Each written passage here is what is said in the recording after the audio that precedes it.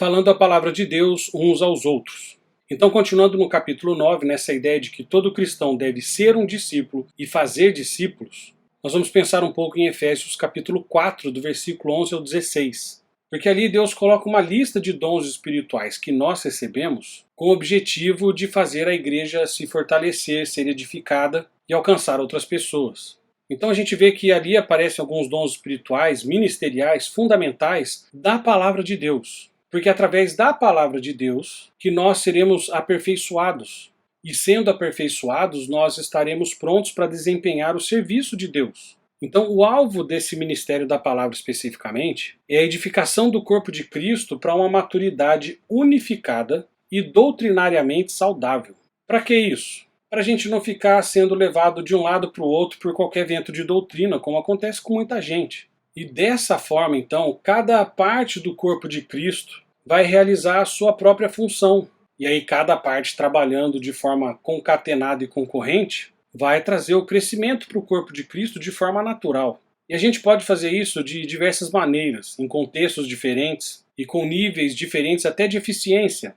Algumas igrejas rendem mais, outras rendem menos, mas todas rendem e frutificam alguma coisa. Mas a metodologia básica de crescimento do corpo de Cristo é que todos os membros usem os seus dons espirituais e sigam a verdade em amor. Aí no capítulo seguinte de Efésios, no capítulo 5, do versículo 15 ao 21, a gente vê uma exortação para que os crentes não estejam cheios de bebida, de vinho, mas cheios do Espírito Santo. E cheios do Espírito Santo, aquela igreja falaria em salmos, hinos, cânticos espirituais, em contraste com o tipo de discurso e canto que tende a resultar da bebedeira, do excesso de vinho. Então olha que interessante, a obra do Espírito Santo faria com que os cristãos falassem de modo espiritual uns com os outros. No capítulo seguinte, em Efésios 6,4, os pais foram exortados a criar seus filhos na instrução do Senhor. Quer dizer, ensinar dentro da família é um ministério da palavra também. E muito importante, que deve ser exercido pelos pais.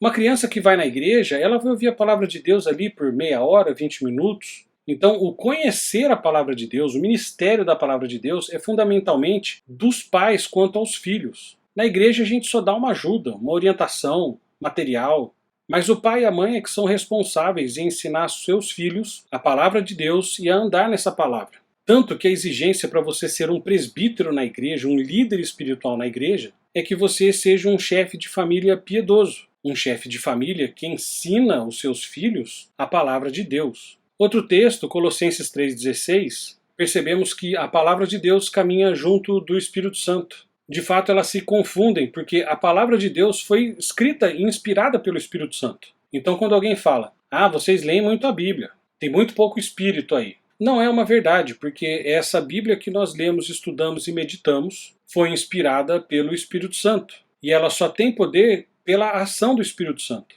O ponto é que todo cristão colossense deveria ensinar e admoestar um ao outro. E isso não aparece só em Colossenses não, em Romanos 15 e 14. Também pressupõe que os cristãos ensinarão e instruirão uns aos outros. Assim como em Hebreus 3, em Hebreus 10. Nós cristãos que fazemos parte do corpo de Cristo devemos falar regularmente sobre a palavra de Deus entre nós, exortando, encorajando uns aos outros, compartilhando daquilo que Deus tem falado ao nosso coração. E esse é um dos motivos principais pelos quais nós nos congregamos. Se nós nos juntamos apenas para fazer um culto a Deus e pronto, não estamos buscando todo o potencial que podemos alcançar através da palavra de Deus nesse compartilhar entre um e outro. Se a gente for ver, de todos os textos bíblicos, a carta aos Coríntios é a que mais se destaca quanto a isso. Os coríntios eram arrogantes, talentosos, divididos e inclinados ao pecado.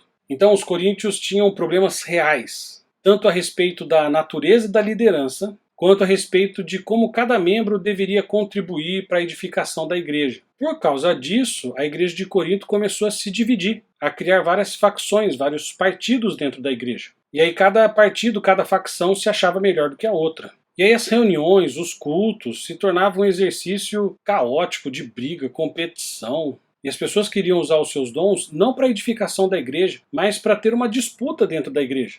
Então, em 1 Coríntios, do capítulo 1 até o capítulo 4, a questão da liderança é abordada. Primeiro, fica muito claro que Cristo não está dividido. e que o Evangelho de Cristo crucificado deveria ser o modelo para a liderança cristã daquela igreja. Então deveria ser um ministério exercido em fraqueza, mas que teria poder através da obra do Espírito Santo e da palavra. Depois, em 1 Coríntios, do capítulo 11 até o 14, a questão dos membros da igreja começa a ser abordada. Então, no capítulo 11, a gente vê que tanto homens quanto mulheres deveriam orar e falar nas reuniões. No capítulo 12, a gente começa a ver uma variedade muito grande de dons espirituais, mas havia essa disputa para ver quem era melhor e que dom era melhor, quando na verdade todos eram membros do mesmo corpo de Jesus Cristo.